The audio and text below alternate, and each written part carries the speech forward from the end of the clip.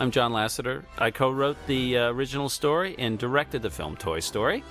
I'm Ralph Guggenheim. I'm Bonnie Arnold. And Bonnie and I produced Toy Story. And I'm Andrew Stanton. I'm one of the screenwriters and storyboard artists for the film. My name's Pete Doctor. I worked on the story and was supervising animator. My name is Ralph Eggleston. I was the art director on Toy Story. And I'm Bill Reeves, supervising technical director on Toy Story. And we're here to give you an audio commentary for the wonderful Toy Story.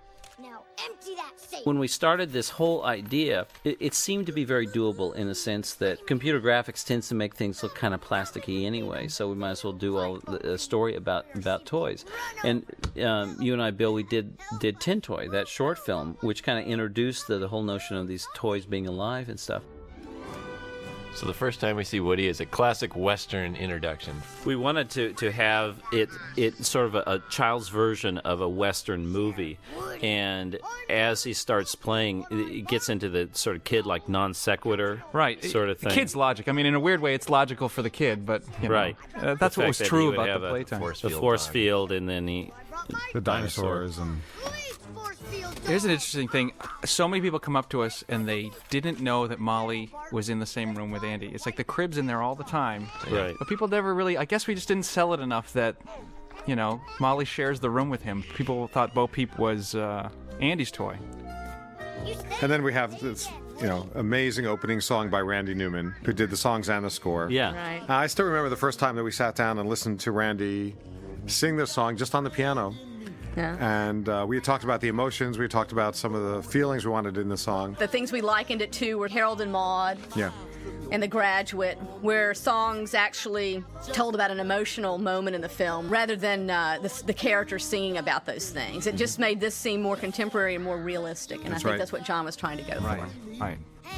In a short amount of time, we needed to show that Andy and Woody had this lifelong bond, but we don't have the whole movie to do that. We want to disrupt that as soon as we can, and it was great. From the minute we heard Randy's song, we knew this did it. This made you feel like these guys were inseparable. I think it did even more than that. It really defined so much of the theme of the whole movie for us. And we used this song at the end, over the end credits.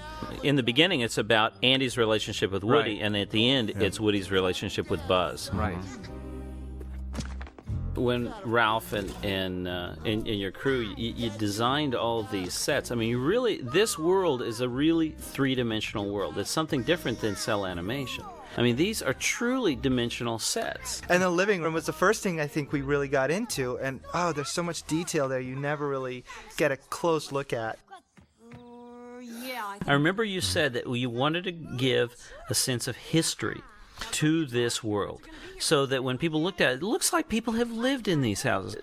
Bill, you would get all these designs are more or less like blueprints, you know? Yeah, you'd get this packet of information, we called it, which was a specification of what these things, objects really look like. It was as if we had to build them out of wood or clay or plastic or whatever. Come on, Molly. Oh, you're getting heavy. And now Woody comes to life for the first time. Slow truck in. Directed by John Lasseter. I have my credits the longest. Directed by John Lasseter. I have my credits the longest one on the movie.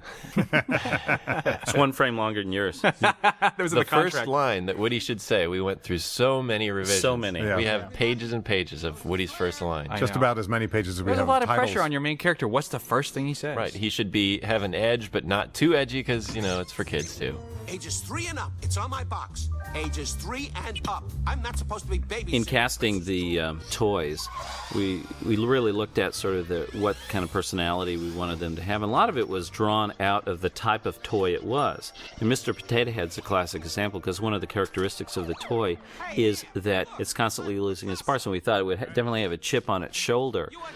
Don Rickles was the first actor that we thought for this. The only choice we had. The only choice. Yeah, he was great. Hey, Sarge, have you seen Slinky? The definitive Army man is the drill sergeant in Full Metal Jacket. Yeah. And so we casted him. Now, Slinky is the last character to finally be cast. We actually remodeled him because of Jim Varney's voice. Yeah, right. Well, I think Jim brought the hound dog sort of quality to it, but he was a person and had that sort of kind of voice that's just sort of a more, I guess, cartoony, for lack of a better word, without sort of putting on a voice. Well, one of the things about Etch-a-Sketch is in bringing these toys alive, we thought, I mean, everybody draws on an Etch-a-Sketch so badly. Yeah. We wanted to have Etch-a-Sketch, if he was alive, be able to do cross-hatching in absolutely exquisite circles. Well, he would naturally be the best at it. Yeah. Come on, let's go. Jurassic Park had just come out when we were designing Rex, and we decided, wouldn't it be great to have a slant on T-Rex and have him be insecure? Well, first of all, so like the coolest dinosaur there is a T-Rex. So Right. we had to have a T-Rex. Right. And then we played him against type, you know, Right. to make him neurotic. The most neurotic carnivore ever to walk the earth. Right, That's having right. these vestigial arms and not being able to touch Well, his yeah, own they are nose. pathetic. Yeah. I mean, they're like the most pathetic things. I mean, he's the most fearsome creature to walk the earth, but he can't even scratch his own nose. Nothing. You know, in designing the characters, we really studied real toys. Remember that we would go to Toys R Us all the time? Oh, I think I was in heaven. Yeah, Remember we- we went to Toys R Us and bought toys with a company credit card during work hours? collected toys, and Yeah. of course everybody had their own that they would bring in. Right. This kind of brings up the point that we wanted to to mix toys that we made up along with existing toys that were out there. And we kept giving Ralph a list of, hey, Ralph, let's get Little Tykes. Right. Hey, Ralph, let's get Tinker Toys. Boy, And, the hours I spent on the phone with Mr. Potato Head's lawyer, huh? Yeah, Just trying to work out the use of Mr. Potato Head in our movie. it's true. We got to have them. But it's funny, we only picked existing toys that have stood the test of time, that have already gone through one or two generations, that hopefully would still be around even if this movie's watched 10, 20 years from now. Right. In fact, a Slinky Dog was the only toy that we used that wasn't currently in production. Any toys left behind? A moving buddy. You don't have The books behind Woody are all the old Pixar films. I'm sure that's like where the most pauses are going to happen on this, is to read the bindings on those books. Oh, the other thing to look at is in a lot of scenes we have funny little sayings across Mr. Spell's readout. It's his dialogue. The staff meeting. Well, we thought in analyzing toys and the purpose of toys, they are manufactured to be played with by a child, and but they could look at being played with by a child as their job. And so, if they all look at this as a job, this is their workplace when Andy leaves the room. Right. And so naturally, every workplace you have staff meetings. This is the scene that we probably storyboarded and re-storyboarded and wrote and rewrote more often than any other A scene in the movie. zillion times. Kissing his butt right there was the definitive joke for the movie. Right. It's really funny actually to watch audiences' faces when they see that. It's all of a sudden, did I see what I just saw? Right. This is a Disney movie, and he's. And it kind of set the tone for the rest of the Right. movie. It said, There's we some- are irreverent, get ready for irreverence. Yeah, and does. because there was a real attention to the adult audience and the teenage audience in Toy Story. We really wanted to make this for kids, but also make it so that the adults would enjoy it as well. Pardon me. I hate to break it. There's one of the animators, Doug Sweetland, worked on the scenes that where Woody gets run over by all the toys, and he worked on them for such a long period of time that he actually had, when he finished that one scene, he had a rap party. He had his own rap party for He that had one his own shot. rap party for the one one shot in the scene. movie. It's good chocolate cake that he'd made himself. Ham the piggy bank, we thought of as being a Mr. Know-It-All, because he sits up on the shelf and he stares out the window all day, and he knows more than the rest of the toys. And so he cast John Ratzenberger, who played Cliff the Mailman from Cheers. And this guy came in, and he was so amazing at ad-libs, because really the character of Ham was just one-liners all the time. So for every line he had, he gave us 10 hilarious alternatives, and he just kept ad-libbing. In fact, we just ran the tape and let him come up with Keep going. You know what to do. Yes. And now comes probably everybody's favorite sequence. Well, this is, of course, the very first sequence that we boarded and that we animated. Right. That's right. And it got shown around quite a bit. And it also really epitomized the essence of the story. When these soldiers start walking, you know a lot about the world of toys that's going to be created in this movie. And I think there's not one guy out there that does not relate to these little green army men. I haven't met one yet. In analyzing the Green Army Men, we realized there were three basic things that we had to have in the model. One, they're badly molded, so that they had all that extra plastic, the mold flashing that was sticking out of their heads. Their gun barrels are always bent, and their feet are always attached to those bases. And when the paratroopers go off, I mean, because I love those. And they had to have them hooked with a big ring on their head. I love that. But we were always, I remember the first few times we showed it to audiences, we were always surprised because we always thought the paratroopers going off the edge of the balcony was sort of a big dramatic moment in the scene. And instead, it always gets a huge laugh. Huge laugh. Yeah. Out what is in those presents. We had to have them freeze in their classic Army Man poses. It was a must. Here come the chips. I've got Green Army Men, when their feet are attached to the bases, that's how they walk. And so we thought of when she actually steps on one of the guys, his base breaks off, and that's why he can't walk. But it's one of those definitive scenes that you have in all Army pictures, is the injured soldier saying, go on without me. Right, you had to put that in. You had to put that in. And the Sarge, one of the themes of this is teamwork, is working together. And so it kind of reinforced the theme of the whole movie for him to say, no, you never leave it. Never leaves a man behind. Yeah, a good soldier never leaves a man behind. Right out of Sergeant Rock and all those movies. Yeah. Pete, tell them about the I took some old tennis shoes and nailed them to a big board, and we tried running around to get the animation quality of, how would you actually move with this board strapped to your feet? And it's actually really hard. Oh, this is an interesting trivia thing. No one's really noticed that we actually have the wrong end of a baby monitor. That's right. Going For those down parents there, they probably they caught probably onto that. know. That's the end that you listen to, Not that the you end don't you talk into. broadcast. Yeah. Oh. In fact, in the original script, we had two-way conversation between them. Come in, Motherbird. Yeah, we're right here. Yeah. We were like, oh, wait a minute. Baby It's a monitor. one-way radio. It's a one-way radio. Mrs. Potato Head, Mrs. Potato Head. Hey, I could dream, kid. But even the staging of this whole Army Man scene was done very much in the flavor of combat in the classic Army films. Who invited that kid? More movie magic. How can he actually see through plastic green binoculars? I know. only one left. At this point, you're really engrossed in the story that's going on, even though you haven't even met Buzz Lightyear yet. In my mind, the Army Man sequence is really when it's sort of, you're just caught up in it at that moment. The Sarge there did silent hand signals, and we actually got a list from, I think it's the Marines or the Army, of actual silent hand signals that they use. Wait a minute. It's funny, technically, it's from a story point, it's the one sequence of the movie where we're really not advancing the story as fast as we were with the rest of the movie, but you want to watch this moment so much. It's like, who cares? Excited about this one. Mom, it's a huge package. And now you notice if you cut that, the Potato Head is Catholic. He's an Irish Catholic. Makes sense. I really love the fact that the toys are so knowledgeable about the batteries. It just shows the intelligence of the toys and the knowledge that they have of this world. Right. It's a lot like looking at your own kids. It's like they have different priorities in their life, and that they're very serious and important to them. And for them, something like this, batteries falling, coming out or dealing with them, is a big deal. Mm-hmm. The other thing, this sets up beautifully that these characters know their toys. They know that they are plastic. They know they run on batteries, and they're fully aware of their world. So it sets it up nicely when Buzz Lightyear comes into the room, and he's fully unaware that he's and we a toy. purposely did that so that there would be that contrast. Right. As the kids come into the room here, we really wanted to have the feeling and the staging and animation and everything of a whirlwind of just, and even through Gary Wrightstrom, our sound designer, we had him just make it loud and noisy and just that huge impact when the front door opens, it like hits people's chest in the theaters. Really? Right. And then he purposely took all the sound out right here, so it's almost completely silent, and it reinforced the feeling of that big the vacuum that occurs after the whirlwind's gone. The aftermath. What is it? Early on in the development of the story, we had this image, this idea of setting up the world, and this character is, it is the top toy, is Andy's favorite toy, and the way visually to show that is he has a spot on the bed.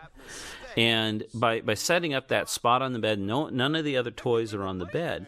It's so clear as when he's knocked off and something else is put up there. It says it right away, and that's what I think that. Right, and people catch that, I think. Big Andy's room welcome. And now, the moment of discovery. Buzz is the only fully white character of all of the characters here. Everything else has got lots of color, and I think some of the early ones, Buzz was red, and that was really cute for the tests, and it works fine. But we needed something that really set him apart. He's brand new. Oh, wait a minute. Here comes the Darth Vader POV. Oh, that's right. We had to have that. What would it look like from Darth Vader's point A of view? brief Star Wars homage. There's a lot of brief Star Wars homages in this movie. Seeing his own reflection in the glass is really cool too. It's something you couldn't really do normally. Yeah, I mean this is one of those things that with this medium you can do things you can't do in hand-drawn animation, nor can you do in live action. In thinking of what kind of toy Buzz Lightyear would be, we went back and we thought of all of our favorite toys as a kid and tried to put in every cool thing we could remember in one toy. He's about the size of a G.I. Joe. You had Big Jim. Right, a Big Jim, so I wanted the karate chop action, the little wrist communicator. The wrist communicator, which came from the Big Jim Wolfpack. Wolfpack, that's right. It actually, on the cover inside, because we actually had the doll, it said Made in China, and that gave us the idea for Made in Taiwan to use later in the movie. And that we had this newer toy that's the Video Warrior that had all those hilarious sampled voice sounds, and we thought, well, this is definitely more of a modern toy that we have all this LED lights up and the sampled sound. Right. And of course, he had to glow in the dark. Right.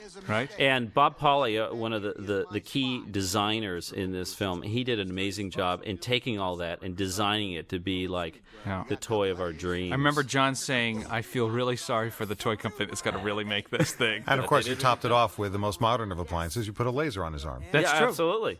It's not a laser; it's a little light bulb. But also, there's a hint of retro design to him with the big, clear globe for his head. Right. And it's also one of those things which is based on NASA, based on the actual astronaut suits. Right. When they come out, when the astronauts come out and climb in there, they have that really cool clear helmet, glass helmet. And of course, it's all offset then when he opens his wrist communicator with the cheesy decal that sits underneath there. It's funny. We never. When it came to the casting for both of them, we always had Tom Hanks in mind, and we had nobody else we wanted besides him, and we were so thankful when we got Woody, him. yeah. And as far as Tim Allen, it was actually John's idea. Tim Allen had just come out with Home Improvement, and Yeah. a lot of us hadn't heard of him. I was a big fan. I don't know if it'll work. Yeah, but I was a big fan, and I thought he could do it. And what's interesting is our original idea for the personality of Buzz Lightyear was much more he was a superhero. He was aware he was a superhero. I'll save you, young space cadet. Yeah. That's sort of like Space Ghost. Or It was, and it was more over the top. Tim Allen came in the first recording session back in Detroit. Remember that? He was on hiatus, and we went back to Detroit, and he did it, and he played it much more like a regular guy. And we came back, and at first we thought, this isn't anything like we expected, and we started cutting it in, and we realized, no, wait a minute.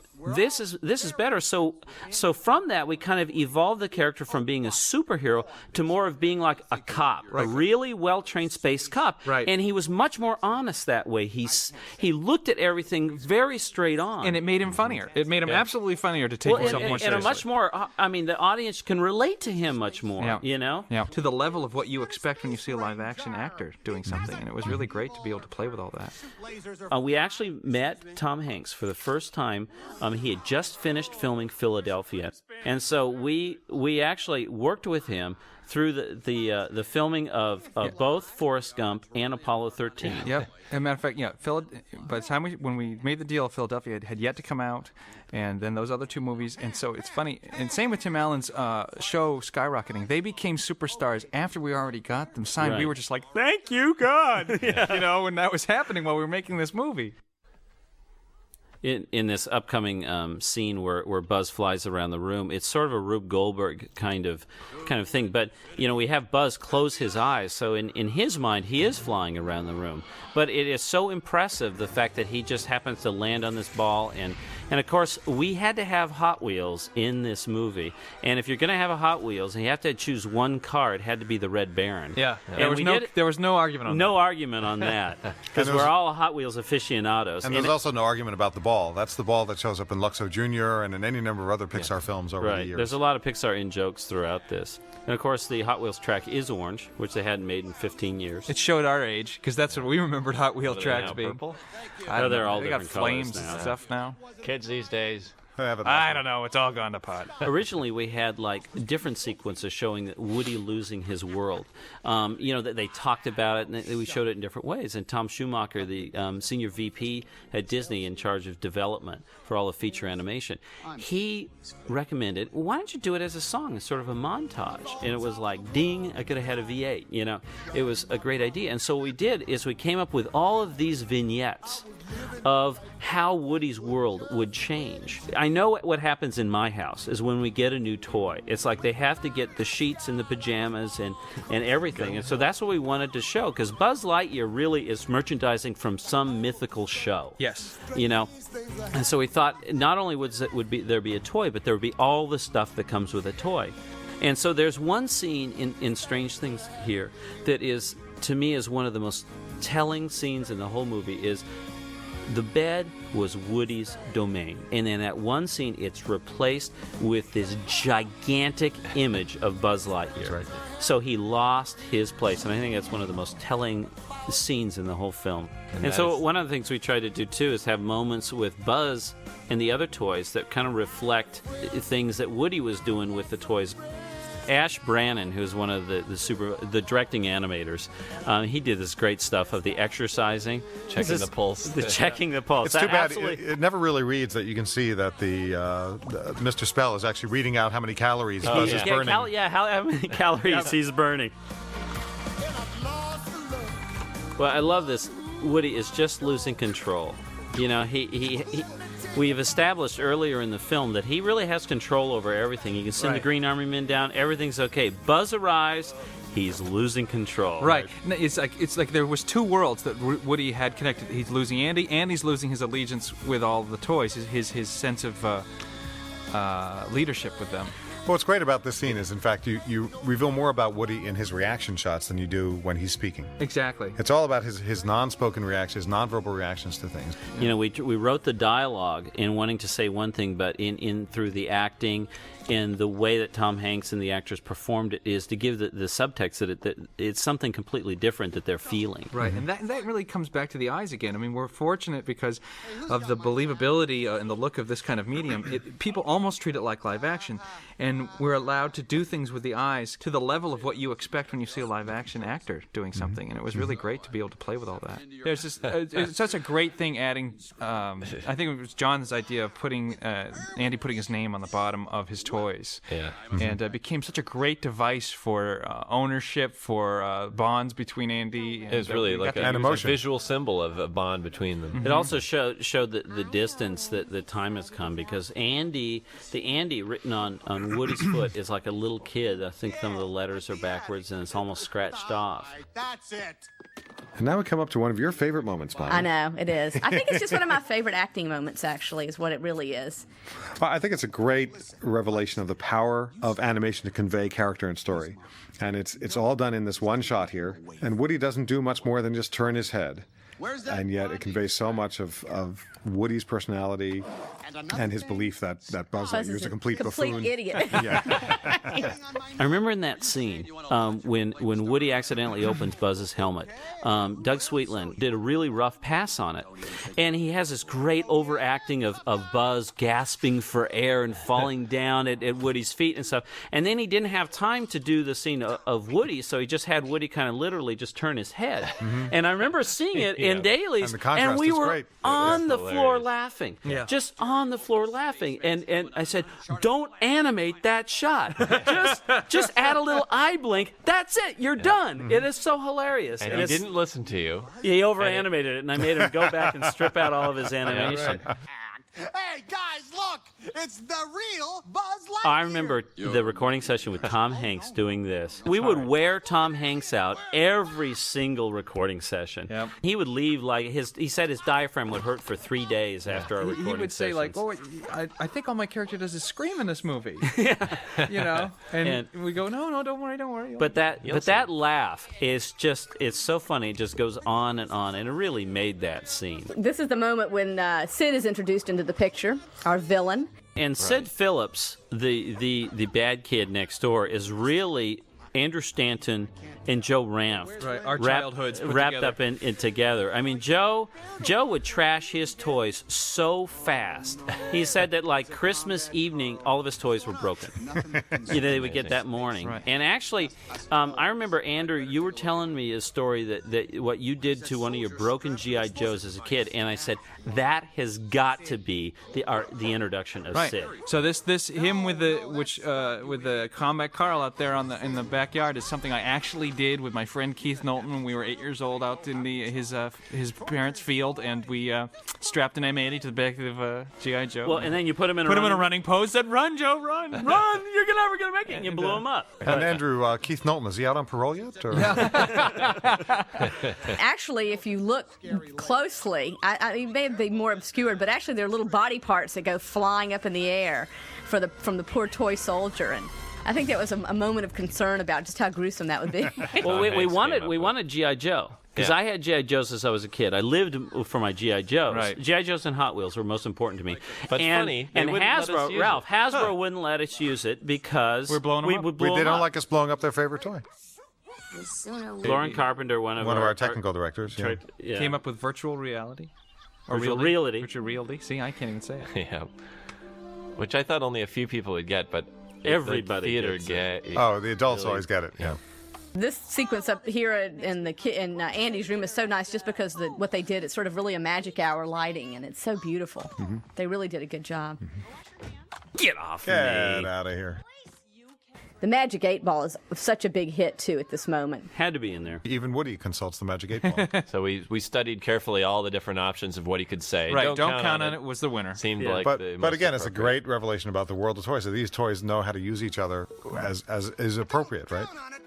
Woody's basically a nice guy, but he's been pushed to the edge. And so, and this is sort of an innocent thing. He's just trying to get him stuck behind the desk, which we all know is a place you lose toys. And when we were designing this, we were sitting there watching Raiders of the Lost Ark, and we looked at it and we said, this is what we want. Yeah. We want that giant boulder rolling down ball. where the escalation goes, and it's like gotten way out of hand. And even the sound of the push pins flying down and hitting on the desk around Buzz, those are actually the sound effects from that sequence.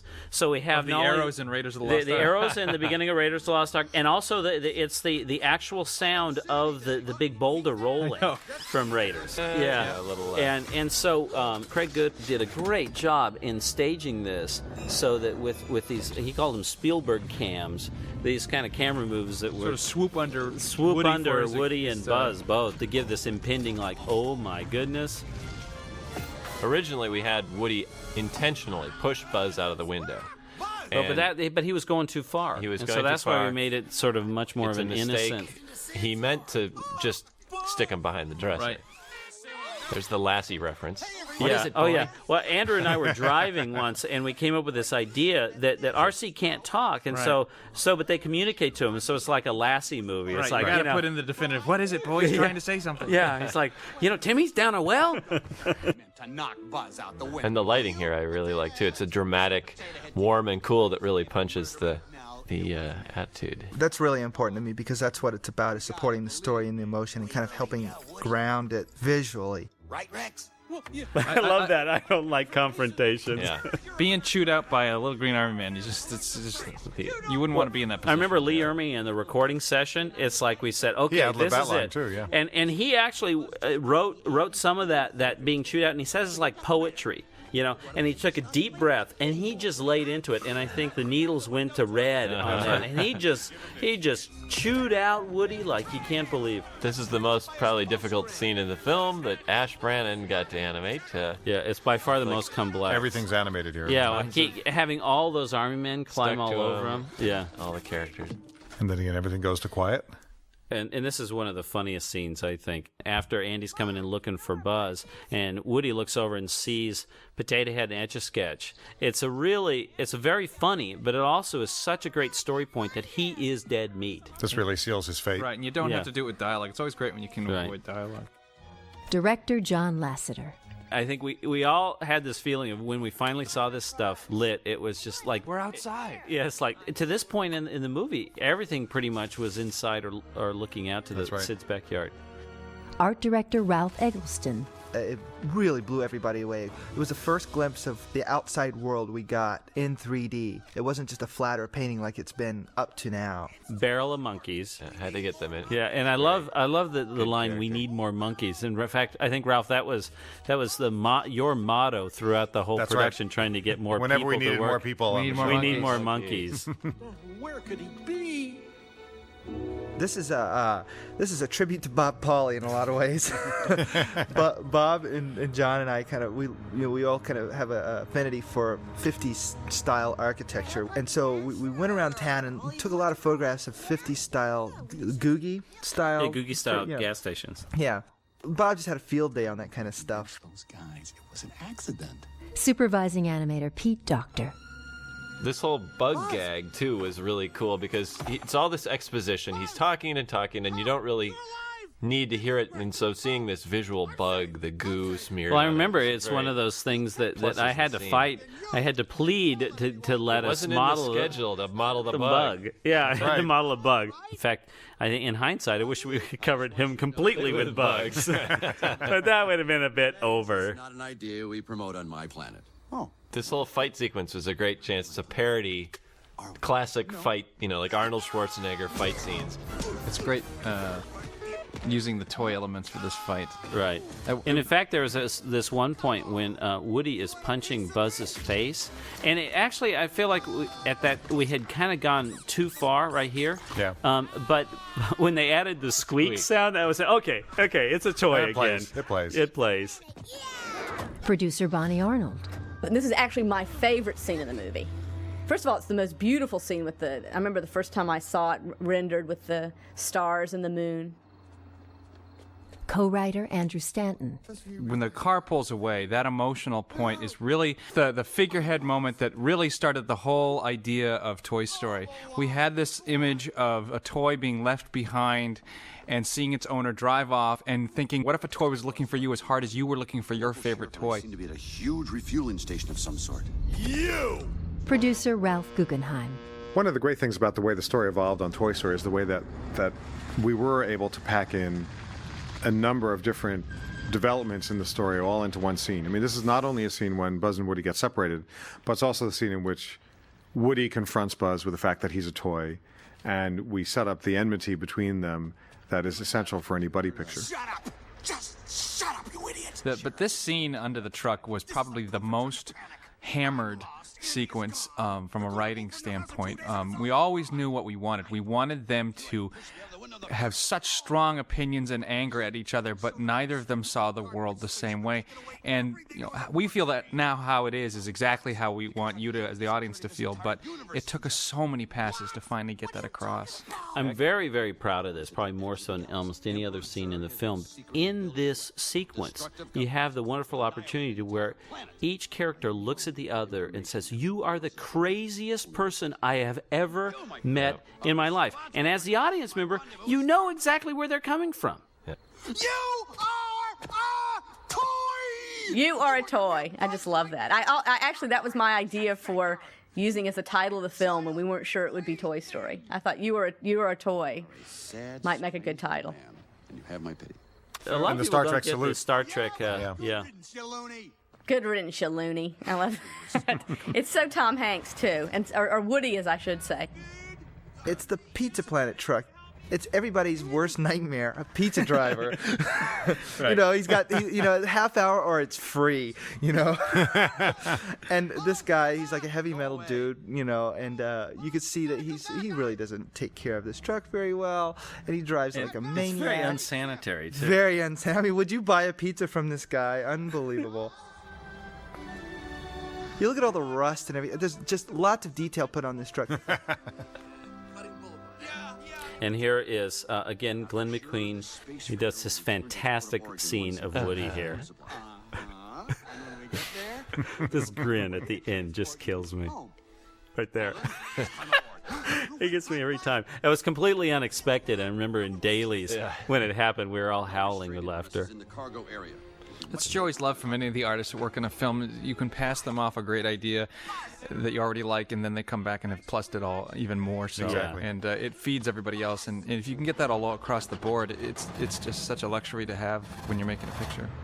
This scene here, when Woody climbs into the back of the Pizza Planet truck, was a much longer scene. It was at this comedy where he is just getting beat up by this tool chest. In fact, we have some hilarious, very early stuff that Tom Hanks did for us. Some very funny sort of stuff where he's getting he starts calling this toolbox El Rojo. Now we come to Pizza Planet, which actually for the longest time was Pizza Putt. That's right. We had it was a miniature golf course, pizza parlor, miniature golf course, and It's almost embarrassing because it seems so obvious now that this is something to delude Buzz to think that he's getting home, and it has all the space themes in it. But for like two or 3 years, it did not exist. And at the last minute, we're like, wait a minute. A space-themed, pizza restaurant. We need a way to get inside. If you look carefully at the two sentry guards at the front gate, we've got little lights in their eyes that kind of go back and forth like the sentries in... the Cylons in Battlestar Galactica. And the staffs have got... They have the staffs with a pizza and a pepperoni shield. Yeah, pepperoni shield, that's right. It's one of the most elaborate sets we built, given the short amount of time that we actually spent here. Right, and it was so great that it was coming from Disney as a movie because it's such their stuff, Well, my goal was to make it so every kid in America wanted to go to Pizza Planet. Right. They've got to make this place. They've got to build it. Yep. It's great. It's just too cool. I would want to eat there, Yeah. Here's the killer shot. Yeah, poor Rex Grignon had to animate this shot with more humans. 17 humans, right? And they're very complex models. He's dead now.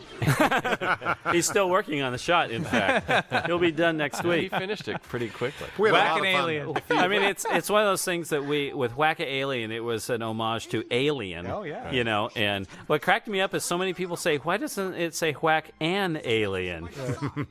If you look carefully at the people, notice that they all resemble Andy somewhat similar. Andy and Mom and Molly. With different hairstyles hair. and different skin colors. One of the things that we do every now and then is we have what we call gag sessions. So what we tend to do is get some people who we think are really funny. Fresh meat. Fresh meat. and come in to help sort of stir some ideas. Probably the crowning achievement, which is of that meeting, was we had this idea that they would get caught in a crane game. And it was shaped like a spaceship, and Buzz would perceive this as a way to get home, and it's a way that they get caught by Sid. And so we kept saying, what's in this? And we originally had these little plastic pizza slices with sunglasses on. Kind of a takeoff of all the stupid logo characters that exist. And we were contemplating it, and then it was Gary Trousdale, the director down at Disney of Beauty and the Beast and Hunchback of Notre Dame. He all of a sudden said, Buzz would come in there and say, who's your leader? And they naturally would say, the Claw. And as soon as the he room said that, exploded. we were howling with laughter, and we immediately realized, well, yes, if you're a toy and you're alive and your life is only in this glass box, it's all you know. Occasionally this Claw would come down and take one of you and take you away. Pretty soon you would start worshiping that That's Claw. why it's so funny, because it makes sense. It was our actors on helium to be the Martian. All inhaling lots of helium and reading the lines. To be honest, it ended up mostly Jeff Pigeon. Yeah. It just cracks me up. I loved being in the theater when this scene came because people would just go into hysterics. I can't believe what I'm seeing, and I'm having so much fun seeing it. And you're just like, yeah. Well, it became this running theme to constantly touch on every science fiction icon we could with Buzz Lightyear. Close Encounters, them all wanting to touch him. The other homage to Close Encounters is when they point up to the Claw. It's just like when they asked, where did the sound come from in India? In India, right. Well, the tension of this is actually really, it's very funny, but it's also very tense. Yeah.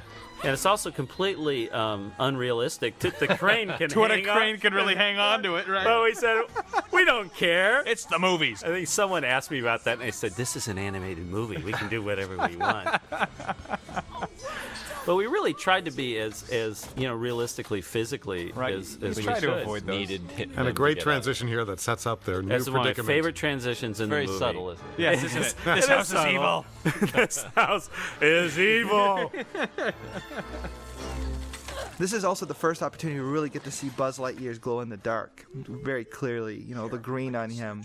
It's really lots of fun. I had so much fun adding. I wrote that line of him saying, "Would you be quiet?" And what I loved about it was it gave you the sense that this alien had been jabbering the entire ride from Pizza Planet. He was to so there. excited because he's getting closer to Nirvana. You know. Lee Unkrich, our editor, said a friend of his used to get his dog to sit down and set dog treats on his nose, and he would sit there with his dog treat on his nose until he said, "Okay, you can eat it." And I said, "That's the way that Sid's got to feed Scud, the little alien." Look, Jamie! And we get into Sid's house, which is avocado green and harvest gold. It was your mission. Right. It's Two of your favorite colors, right? Definitely. It's like early 70s home and garden. We found some great magazines from that period that we really played up on. Prepare the ORs! But we get to Sid's house. It's supposed to be evil and dark. And you know, we wanted to have fun with it too. Before the actual dark place, it's Sid's room. The house itself, we had to kind of back off on and just say, yeah, it's ugly and you wouldn't want to live there necessarily, but Sid's room is really the darkest place in the room. It's a tribute to bad taste. It's a tribute to bad taste, is right. You know, a lot of people think Sid is so horrible, but really, he is the most creative character in the whole film. He's not evil, he's just misunderstood. That's right. Every time you see him, he is play acting. You know, really creatively. No different than Andy in the beginning I of the tell movie. people that I said, well, maybe it's just because it's defensive because it's what I was like as a kid. But I think that Sid's more true. That Sid had more imagination than anybody in the movie. I mean, everything he's doing, like you're saying, he's play acting, and I think that's how most kids act with their toys. You know. Locked. It's gotta be. Sid's room really represented the absolute opposite in every way of Andy's room. We wanted Andy's room to be light and friendly and airy, and the toys are well taken care of. And in Sid's room, it's dark. It's always dark, no matter what time of day. And everything is trashed, and all of his toys are just really treated badly. And so to manifest that, we thought that, well, this guy, in thinking of him as being very creative, Sid, he would take his toys apart, try to figure out how they work, and he would put them back together in different ways. He's not just into destruction. He's into just... He plays in a twisted sense of fun. Right. And so we thought, well, this is so also we wanted to give the feeling to the audience and to the two main characters that if Sid's in the room, you're going to die. Right? You're going to die. And then when Sid's out of the room, you know, we have this moment of like, okay, he's out of the room, let's find a way out of here. But immediately we want to give the feeling like, uh-oh, there's something alive in here. There's still something going on. It's sort of like going camping and, you know, like just in the darkness you hear noises and like, there's something alive out there, and I know it's going to eat me. So to make the main characters completely uncomfortable the entire time. Even with Sid out of the room, they're still in the danger's trouble. still there. Right. And I think that we never even considered any other option than making the mutant toys mute. Ah, great. Yeah, and if anyone attacks us, we can blink them to death. Rex is still working at it. Right. That's Everybody what else I is love. giving up. Faithful Well, Rex. you know, and I also love the fact that they know the cat. They know this Whiskers. neighborhood, Yeah. Whiskers. Yeah. They know, you know, get Just like out they know of here. Sid, just like they know Scott. Right. Yeah. Why doesn't Mom see a flashlight coming out of her window? Shh. She was turning. Oh. Pay no attention to that man. Mom, have you seen And now the familiar scenario we've all been where you can't Yes. find something and your mother tells you you're just not looking hard enough. Where was the last place you left? looked? it? Right. Yeah. How many times have we heard that? Woody's gone? I really like also this little quiet moment between Slinky and Bo. It's like two people who still believe in him. They just kind of look at each other, and it's really... This transition never worked in the story reels, but once it was rendered, it was great. It was going gorgeous. from night to day. That's gorgeous. So here we go right into the torture. Back into our Star Wars homage. Star Wars homage number 458. Well, this is actually sort of in between Star Wars homage and that sort of Nazi interrogator from Raiders of the Lost Ark. Right. You know? That's right. We were down at Disney and we were talking to Mike Gabriel, who's one of the directors of Pocahontas. And we were talking about all the things that we used to do with our toys as kids. And he said, when I was a kid, I used to burn things with a magnifying glass. You're going to have that in the film, aren't you? And Andrew and I looked at each other and said, we are now. Supervising technical director Bill Reeves. You know, the particle system effects was the main tool used for doing all the, you know, the smoke and the sparks and that kind of stuff was a technique called particle systems, where you model a lot of very simple shapes and you sort of blend. There's a lot of them, so they add together to create an effect. The door. So even though Buzz is deluded, he is in control of the situation. He's a superhero. Yeah. That's right. He knows what to do. I was in case lucky. of danger. I was lucky that I got to board this sequence, and this is where I came up with using the karate chop arm to for Buzz to defend him, for Woody to defend himself with Buzz. And I love this. It was such a great. I love this. It's another fun great moment to revealing do. moment about toys. Well, I think the best thing about this is Buzz's line, "How you doing that?" Right. Right. It's like playing off this weird illogical logic. Yeah. This scene, when I was showing it to my kids at home in an early version, this is the one that my kids always put their head under the blanket. One of the things that we always tried to do in these two characters is show contrast, how Buzz would do something in control and Woody would do something he's a complete wimp. And I think this is one of my favorite ones, is a simple thing of Buzz just running across this opening. He runs across and then he motions, like to Woody to go on. And then Woody just crawling like a complete scaredy cat. It was great contrast. This is one of those moments where I thought, that dog sounds too much like a tiger. But I was overruled. I think that was some of the T-Rex breathing from Jurassic Park. Yeah. The scene where he opens his eye and it dilates. Yeah. Yes. I mean, that's straight out of Jurassic Park. Yeah. There was a whole controversy over Scud's whiskers at one point, but Eben Osby, our associate technical director, came in on a weekend and created whiskers for Scud and did them in record time. Mm-hmm. And those whiskers definitely add to his cheerful demeanor. Right. This is the moment in the movie where Buzz really realizes that he's a toy. Woody's told him, but he doesn't really realize it until he actually sees this commercial about Buzz Lightyear toys and that they're available everywhere. If it's not the Army Man, I always hear this sequence is probably people's favorite sequence. That when we first did it, it was very 50s and retro because we just thought that was fun. But then we were asked by Disney to make it more modern, and we started looking at modern day commercials, and they're just assaultive. They attack They're kids. assaultive. So we got. That's why we so brought we in thought, Penn Jillette. who can be the most assaultive voice we can get? And we thought Penn Jillette of Penn and Teller, the great magician. He is so loud, and so we had him record it, and was incredible. He was so loud that they said in the lobby of the recording studio they could hear him through the Through all the soundproof soundproof walls. doors. Actually, we're here. Ralph, John, and I got to be the male chorus That's with right. him. Oh, that's right. Buzz Oh, you Lightyear. ready? Buzz Lightyear. 1, 2, 3. Buzz Lightyear! There you go. Very nice, man. It says "Made in Taiwan," and it's like he's never. It's like it was there all the time, but he never saw it. He never, saw looked it. under Never the even cover. realized what it was about. Yeah. And now comes one of the songs that just is a great example of why Randy Newman was the perfect fit for writing the score and the songs in this movie. Yeah. He can combine all of his ability in writing great rock and roll songs with songs that evoke incredible, heartfelt sympathy for a character. Yeah, I love this shot because it's like hitting the nail on the head as many times as you can. I want to fly. So okay, let's show an open window and let's show a bird flying. But It's like- and then Woody says, what does Woody say? You're a toy, you can't fly. It's like, okay, now let's have an airplane go by. Now let's have a balloon go past. It's like, get it, symbolism. comes He's the there. Hindenburg. And you're a little guy in the world. Can't fly. I love those traction boots he's got. Yeah. Well, he climbs really Translucent wings. Look at that. He's a superhero. well.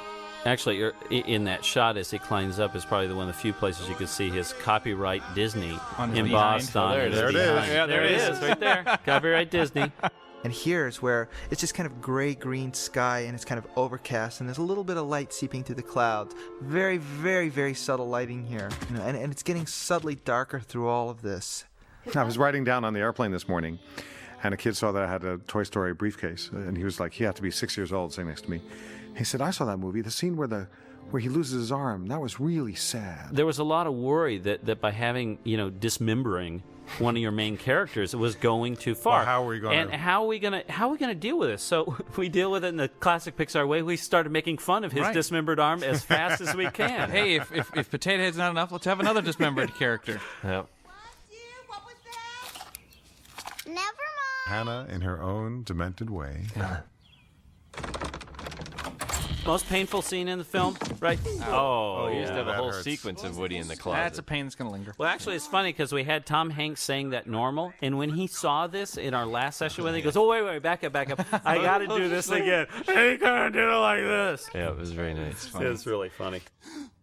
The next scene, the tea party scene, one of the things that we felt like wasn't working was the fact that Buzz was sort of catatonic after his fall. And didn't There were speak two for things. One is that Buzz was catatonic after his fall, and the other one was that from the moment that Buzz and Woody get into Sid's hands, that the movie takes a real grim turn, and there was no comic relief in all of this.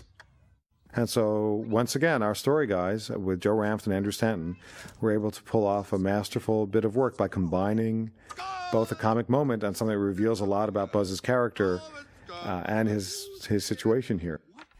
And it's actually one of the best performances too of the whole character Tim Allen did. It's one of the last things we did with him, and it was so funny because he tried it as sort of demented and stuff. Finally, we said, "You're just drunk. You're drunk on tea. You're just."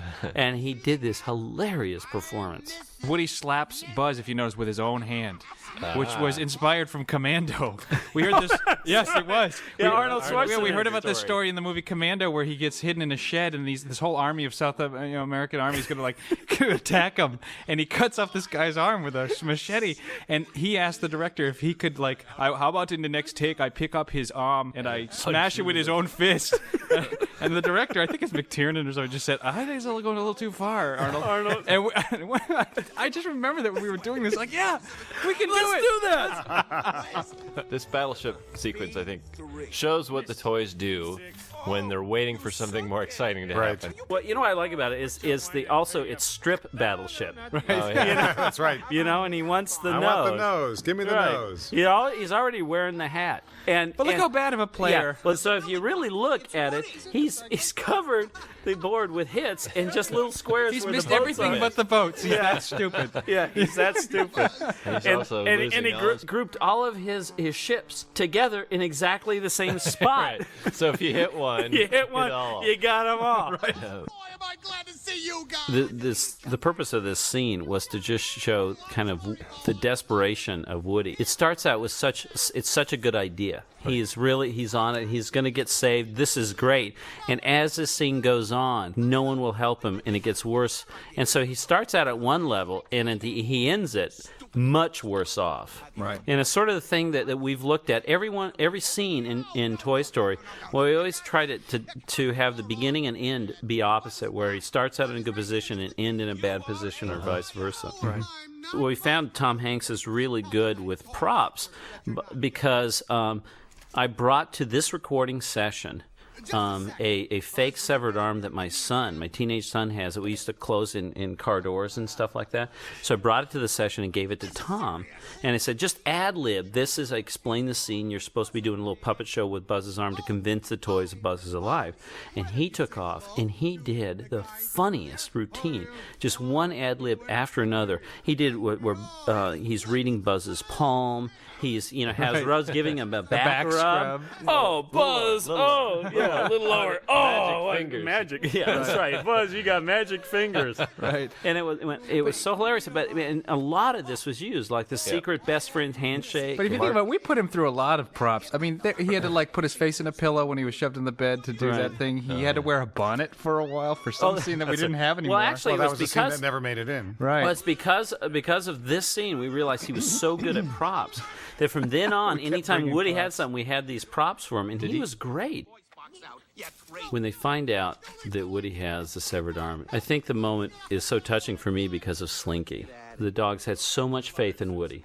He's held out and believed in him, and here is proof positive. And the expression is so great, and the fact that he just simply closes the blinds is a wonderful thing. It's really emotional. We even this shot coming up here with the clouds coming over the house. Right, that's a painting. That's a painting that in the movement was created by morphing. Right. And then now, the mutant toys are eating him alive. That's what we really wanted to give the feeling of Woody and the audience, that they're just feeding on him. He's still alive. But Woody's actually doing something selfless kind of for the first time. Mm-hmm. Yeah, instinctually he's going after to help Buzz. Well, because he doesn't even realize Woody's it. in a place now where all his lost. options are exhausted. Right, Buzz is all he's got. That's right. Yeah. But it's this wonderful moment when you find out they fixed him, and then you see the other toys. That's what's really nice with the whole audience. You watch them do the same thing. And all of a sudden they go back in their mind and say, wait a minute, all along these characters were good. They're selfless. And you look back to when you thought they were cannibals, and they're simply just taking the parts of the toys as quickly as they can out of the way of Sid. And when they blocked the doorway, they were trying to warn him about Scud. I mean, when you go back, you start reading all that stuff. So it's all this double entendre, double purposes for everything that the mutant toys have done. And then it's back to business as usual because Sid is coming back up to the room. Right. We used to get a lot of weird logic police people going, it's like 5 or 6 o'clock. How did he get this box so late for the Postal Service? And it's like, who delivers packages that late? It's like, we're like, I don't think people will know this. Who cares? He just got home. I love this Fat Cow Farms milk crate that Sid stole from the back of Safeway. You know? And somewhere stamped on it, it says, you will be punished to the maximum extent of the law if you steal this. And of course, Sid had no qualms with that.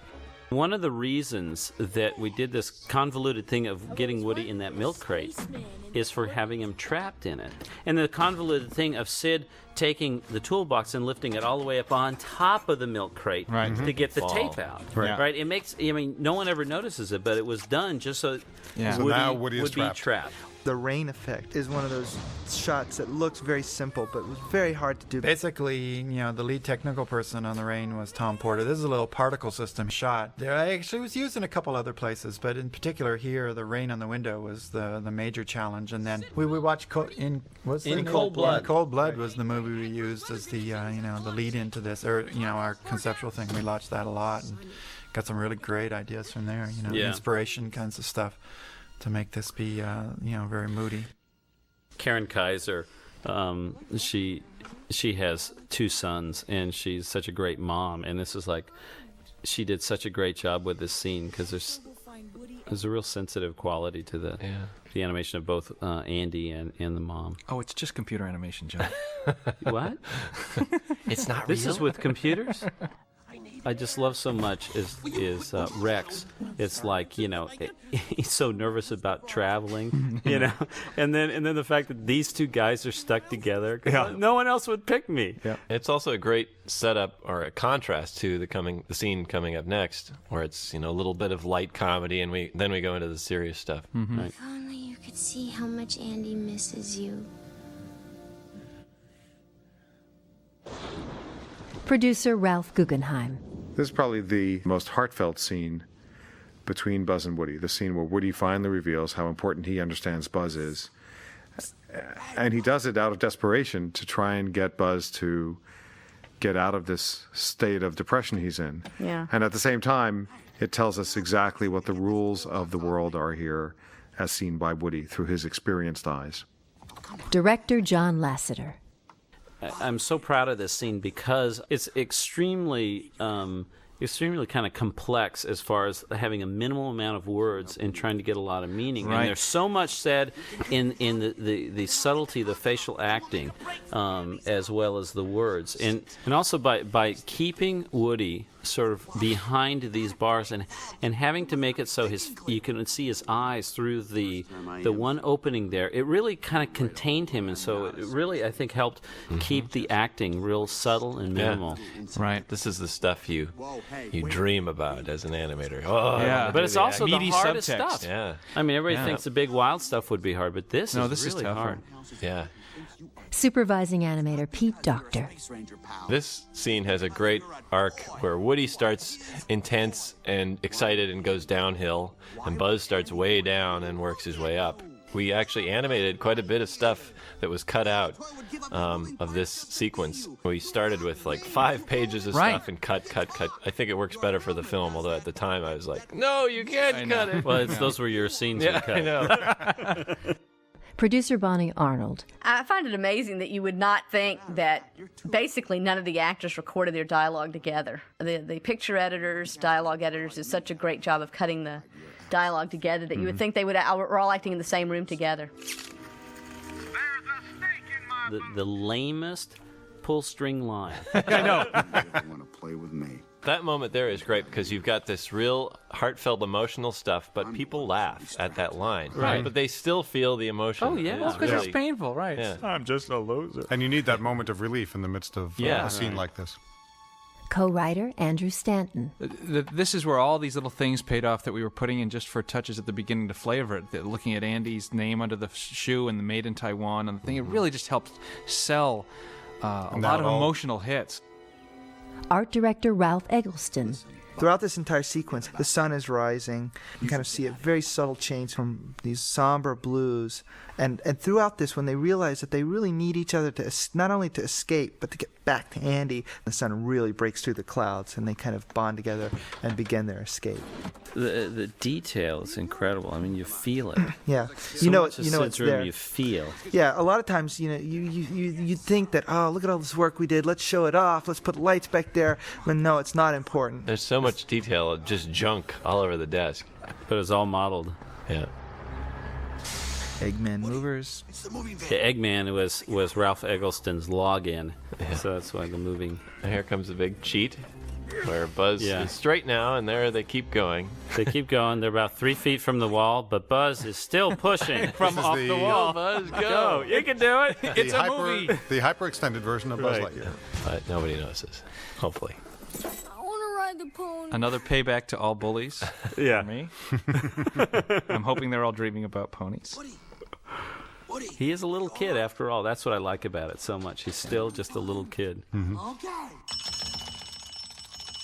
Is that a can of Dr. Catmull's root beer I see behind us? Yeah, There's so much detail, just junk all over the desk. but it's all modeled. Yeah. Yeah, Ed Catmull's head of Pixar, and we like how- did Dr. Catmull's old-fashioned root beer. Well, it's really at this point that Woody is starting, they've bonded now, Yeah. Buzz and Woody, and here you start seeing that all the forces of around them are keeping them apart. Right. The you minute know? Woody wants to be and they join together, everything Right. pulls them apart. See, and right there, he's saying he's relying on Buzz. Yep. It's like I think fact, it's that what one- would. That's right. We had a line once. Yeah. He said, What would Buzz do?" Buzz do? He'd Right. say something stupid. Yeah. Not an No, option. Not a plan. Not a Yeah. plan. He'd say something, and then that's where he gets the idea. But we felt like that actually projected too specifically what he was going to do. Yeah. And maybe And he honestly asked for help here, which is great. And I love this scene. Angie Glocka animated that. Yeah, it's just With the all baby emotion. head. There's no facial change. It's just the timing. but you read that same expression differently now. Yeah, it's different attitudes. Bob Gordon gave us our That's editor. right. Bob Gordon gave us For the those Morse who code. know Morse code, it You actually can figure it out. Don't tell them what it is. They have to figure it Gotta work if you Quick, wanna run watch to your this. almanac. Look up your Morse code dictionary. this scene where we cut to Andy in his room completely empty, to me is one of the most emotional scenes in the film.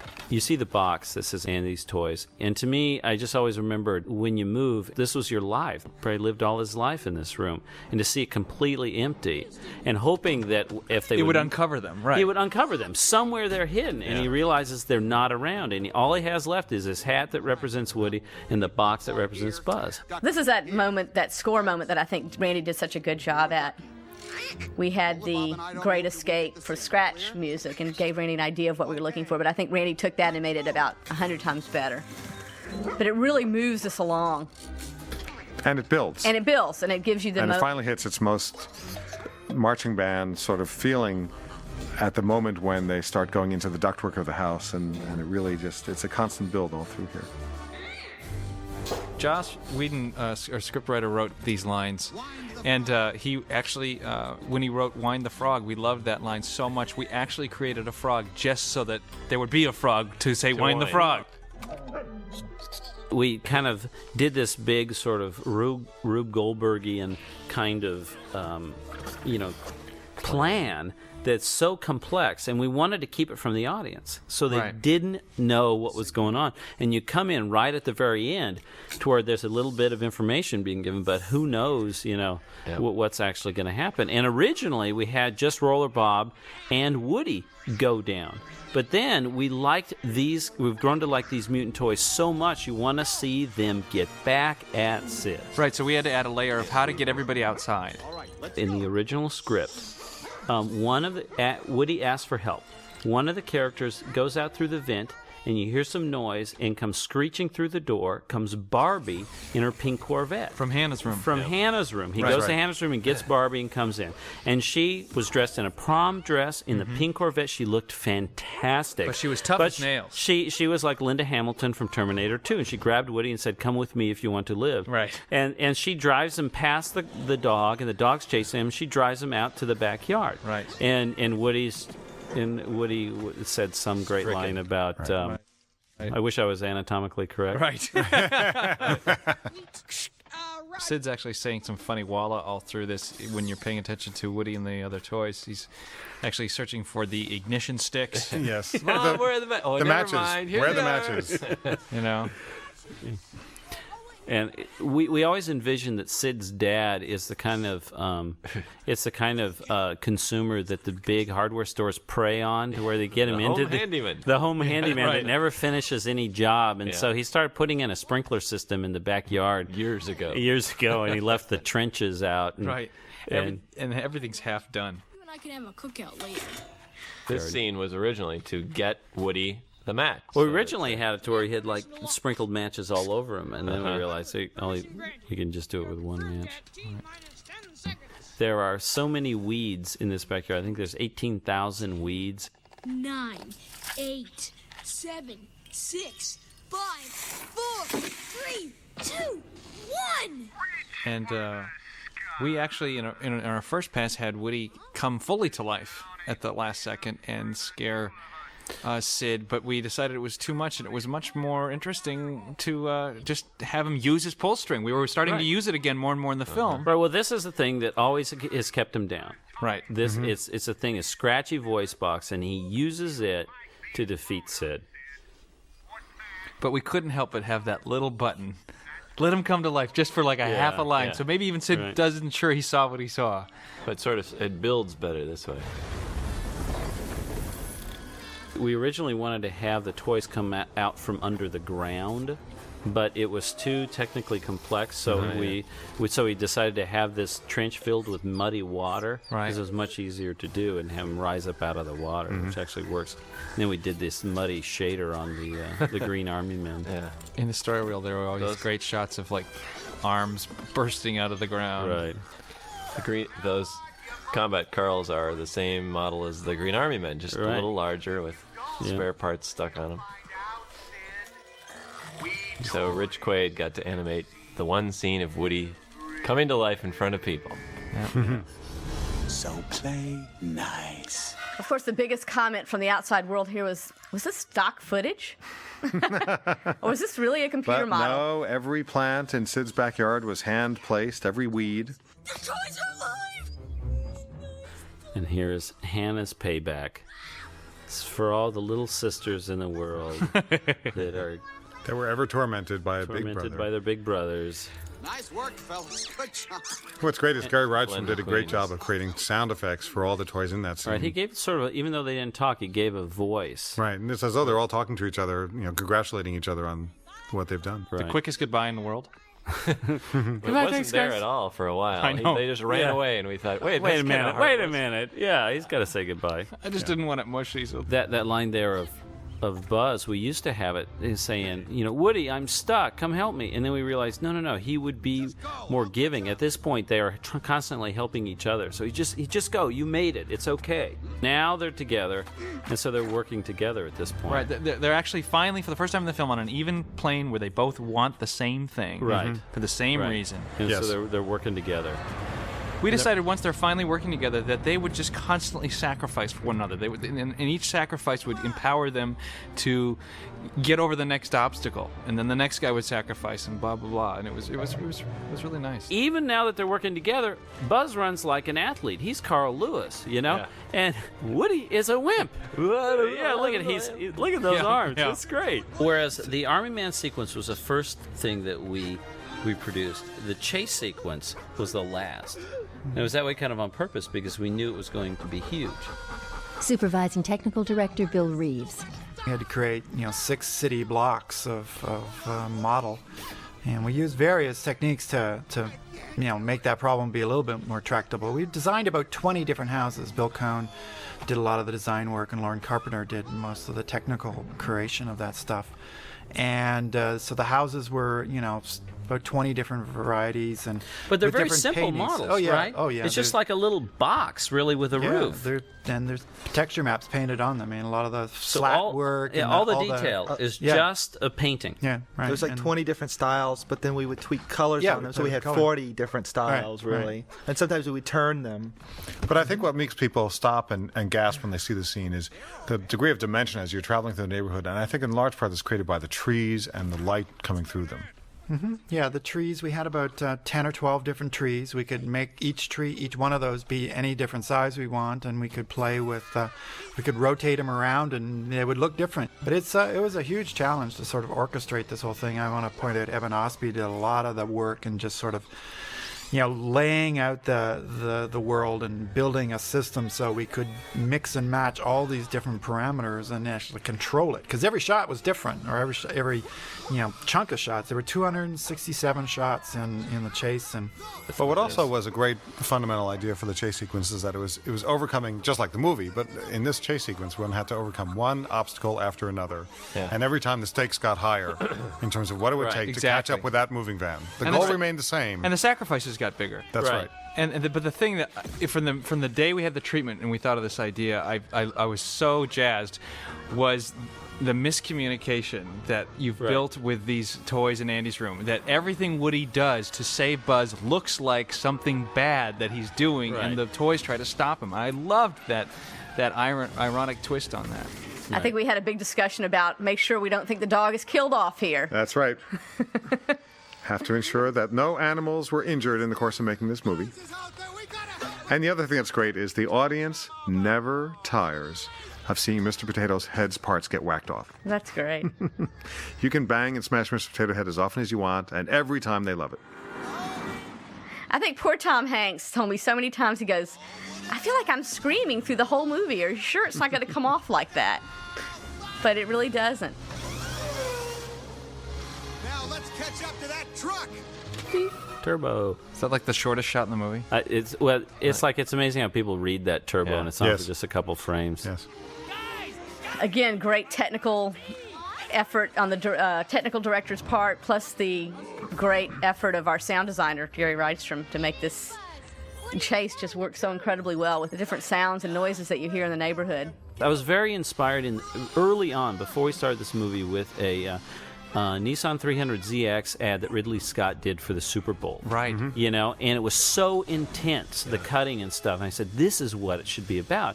And we would describe it to people saying, the scale speed of remote-controlled cars is like 70, 80 miles an hour. So imagine being on top of a car, going 70 or 80 miles an hour, and trying to climb onto a 10-story building on wheels. Right. And what I love about it is it made Slinky so heroic. It's so heroic, the more danger that you added to it. Of course, the famous Hakuna Matata cutback. When we were talking to Randy about recording something, doing a piece of music like that, he goes, no, you know what they'd be listening to? Is they'd be listening to something like Lion King or something like that. This is again, with the whole battery setups we've had, it's great to have bring it back again. It made complete sense. Hey, the batteries are dying after all this. Now this is the point where everybody in the theater, we knew everybody was, most of the smart people were going, they're going to light the rocket. They're going to light the rocket. I know it. They're going to light the rocket. Everybody's going to light the rocket. And we actually, originally just had them light the rocket. Right. And it absolutely, drove us crazy, the predictability of it. So we said, let's just play into it. Right. Let's just put one match, one rocket, one fuse, and one car. One car. And the wonderful, moan that happens in the audience. It was the best response in the whole movie, was that. Yeah. We were so excited when we showed this for the first time with an audience. They just definitely went pulled nuts. it off. Because at this point in time, you would stop the movie and say, what happens next? And we actually... And people, wouldn't be able to tell. So once this rocket goes off, I wanted it to have this massive explosion and they're sort of out of control. I mean, they're not sort of, they're massively out of control. We always thought about what would it be like, to be on something going this fast, and we thought of those old NASA shots of the G-forces and what the face does with the G-forces. Right. And Doug Sweetland, the animator, he took, and this is the one that blew us away more than any other shot in the film, is to what he did with that Woody model in the face. I modeled Woody, and I couldn't believe when I saw this in dailies, like here, that Woody could do this. Woody can't do this, and Doug somehow found a way to tweak that face. My favorite shot is technically the movie. This is it looks so real. Yes. Yeah. Going straight up, looking straight down at the smoke trail. Yep. And Not Today was actually a callback to originally the film opened with the Buzz Lightyear cartoon. Right. And that was the payoff. And it was like line a Bond from film. that. You came in on the climax of the episode, and he said, "Not today." He burst open his wings and got out of his predicament. But here's the real payoff line. This is falling with style. And we actually had a different line there. Right. And then it was animated, it was finished, and in dailies, you said, no, you know what he should say is... Yeah, this is falling with style. Right. Which it makes Buzz seem very clever, like he remembered that line even though he wasn't listening at the moment that was said in the and beginning it really of the film. I think it gets people. I love the way this next shot is composed when Andy picks him up and grabs him. Well, look at... And they wink to each other just at the right moment so that it's not... They never let on to Andy that they're alive. That was the late edition as well. That's right. The wink. And then a marvelous piece of transitional music by Randy. That's not a real set. Gets right into Absolutely. this. It's like... It's great. Remember, Ash was very frustrated with that scene. He did a mock one of Andy picking up the tree and hitting Mom over the head with it. Frankincense, this is myrrh. This is a vestige of an old... we had a karaoke gag. Karaoke Christmas party. Yeah, they had a pop-up Christmas book with a tree up, and then Buzz was actually singing karaoke using Mr. Spell to read off the weather of. outside Yeah. is frightful. I don't know why that got cut, because it's actually pretty funny. Get another dinosaur. Like a leaf. Remember writing that line in the sound booth while we had Wallace shot on his last. His last Well, it's so great because it's completely... The entire room has changed because of the relationship of Buzz and Woody. That's They're right. bonded now. It's a subtle thing that everybody's like thinking the opposite. They're welcoming the new toys. Right, and it's in. affected the whole world. Yeah. And even the decor of the room, isn't it now a mixture of cowboy and Right, yeah, western? if We you see look it at right it's here. like both Cowboy and space Cowboy and space. design. Everything's together. One of our story artists, Jill Colton, actually, in passing, was when we were trying to think of what Andy would get for a final toy. She said, sort of throw it out. What should about be a puppy? Uh-huh. And it was like, a puppy. That's Yes, right. That's what they should get. Wow, a puppy! When we started Toy Story, I think the big goal for us was to do a character movie, was to have a film that had a good story, but characters that you could just really memorable and you feel for, that would make you laugh, to have the main characters funny, not just the comic sidekicks, but also that you really felt for and had a lot of heart. And that was the thing that we started out with from the beginning. I knew that this film would look different than anything anybody had seen, but it was to just sweep them away with great story and characters. I'm really proud of that. Second to how great the story was, I think the other thing we were aiming for with this film was knowing that we were making the first computer animated feature film ever, was to really set a high level of quality consistently throughout the film in terms of how the film would look and how all the elements of music and art direction and animation would all fit together to make the film as high quality as we could. I was really surprised that I was asked to work on a computer animated feature film when I had zero experience in computer animation whatsoever. I had to stop at the beginning of the production and say, am I going to learn everything about computers, or am I going to concentrate on the goals that John and I agree on? And we concentrated on supporting the story and the characters. And by virtue of doing that, the computer kind of downplayed itself, through the story.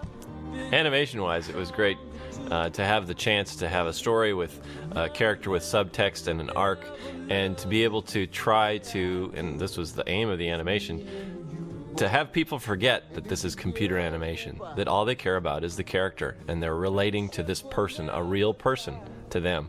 And I think, thanks to the great animators that worked on the film, we succeeded. The film was a great opportunity for me to work with some amazingly talented people, John, Ralph, and just everybody, to come together as a team and to do the first fully computer animated film. It's a culmination of many, many years of personally in my life, and I know the other people on the team to do this, and it was, it's just, I'm just so proud of being part of the whole mix. What I think was probably one of the most challenging things about making Toy Story was the fact that no one had ever done this before. No one had ever made a feature-length computer animated film. And what I think we worked really hard at trying to do was getting people that were the best at what they did. We like to say that we had more PhDs working on our film than in any other film crew that we knew of. And I think the biggest challenge is for Ralph Guggenheim and myself as producers was to try to assemble a crew that would kind of face up to the challenge of what it would take to do something that no one had ever done before. Yeah, it's funny. We were a really small group of people that made it, and we're all predominantly pretty young. And somebody compared us once to sort of the guys at NASA that put the man on the moon. It's like we were all too young and stupid to realize what we were doing is impossible. and from story all the way to technically making this movie. And I'm glad we were young and ignorant and stupid because we didn't let that stop us. And knowing what we know now, I know. we'd never want to do it again. It's impossible. Kids, don't try this at home. I always tell people that it's like, what we did, we just made what we thought was fun that we'd like to watch ourselves. We just made it for ourselves, Yeah, we did. I mean, that's why there's so many homages to every great movie that we've ever so loved. Unabashedly put them in. Yeah. Right. But even more importantly, we've all worked together for a long time. Certainly the core group that starred this film, and we all were possessed with the same dream that we wanted to realize. And I think it was holding that dream in front of us the whole time that we were making the film is what kept it going, and what allowed us to be crazy enough to put all the time and effort into it, and allowed us to succeed at it. I love you, man. Andrew, can I have a ride home? Sure, John. Yeah, but you got to pay the toll.